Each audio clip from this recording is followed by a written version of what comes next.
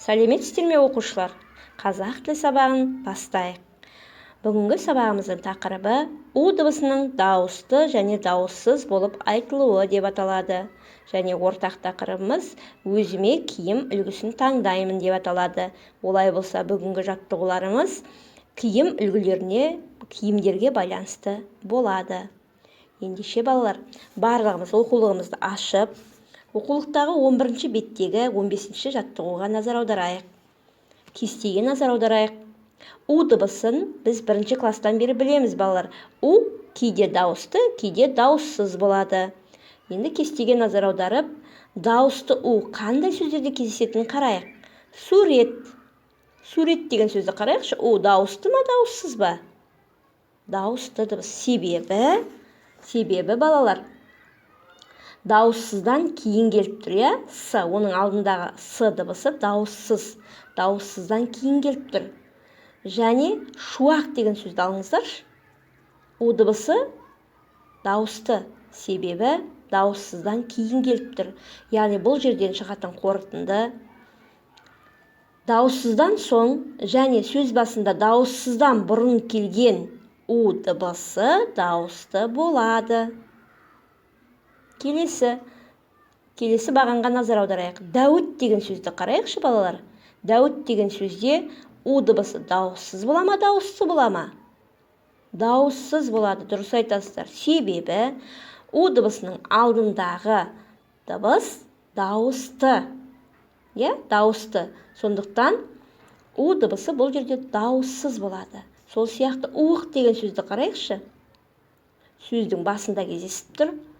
Және ол дауыссыз дыбыс. Себебі сөз басында және дауыстыдан бұрын келіп тұр. Яғни одан кейінгі ы дыбысы дауысты дыбыс. Дауысты дыбыстың алдында кездесіп тұр. Сонда бұл жерден шығатын қорытынды дауыстыдан кейін және сөз басында дауыстыдан бұрын келген у дыбысы дауыссыз болады. Енді балалар, қалған сөздерді де өздеріңіз осылайша талдап көрейік. Дауысты, дауыссыз екен ажыратайық.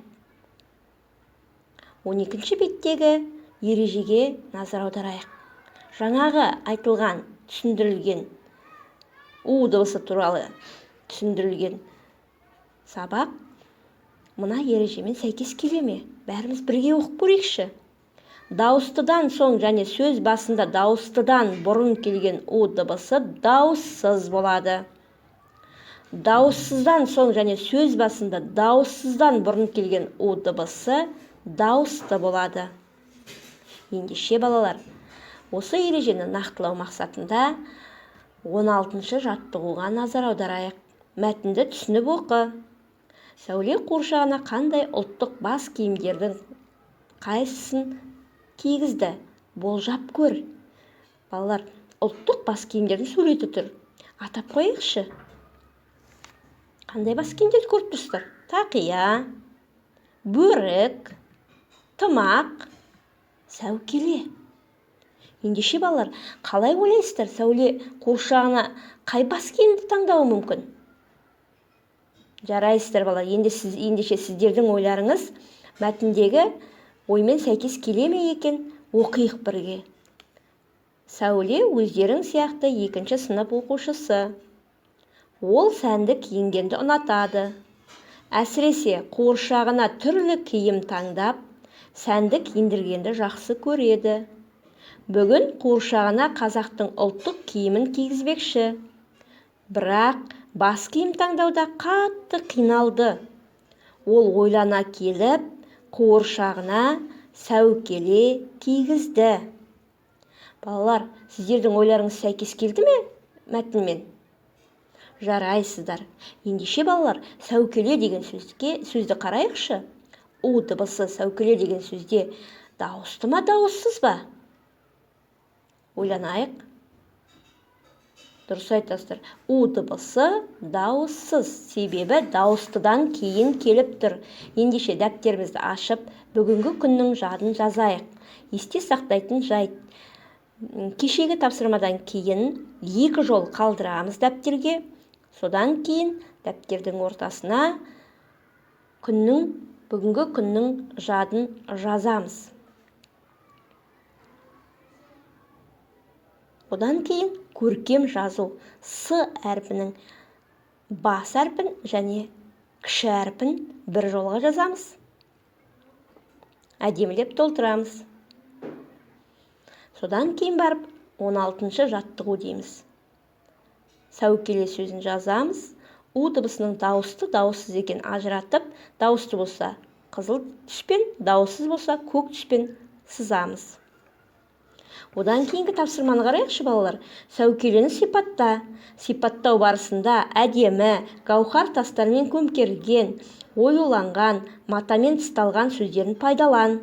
Ендеше осы сәукеле сөзіне сипаттама жасап көрейік. Сәукеле қандай балалар? Сәукеле әдемі. Нелермен көмкерілген? Әдемі болу үшін. Әдемі гауһар тастармен көмкерілген. Және не істелген? Оюланған.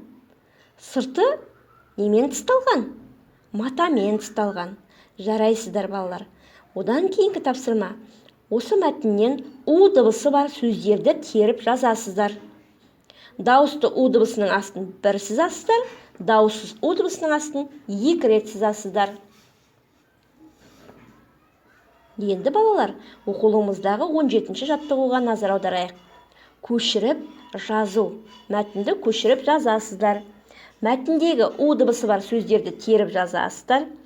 Дауысты у дыбысының асты 1, дауыссыз у дыбысының астын 2 рет сызасыздар. Мәтінді көшіріп жазбаймыз балалар. Мәтінде у дыбысы бар сөздерді ғана теріп жазамыз.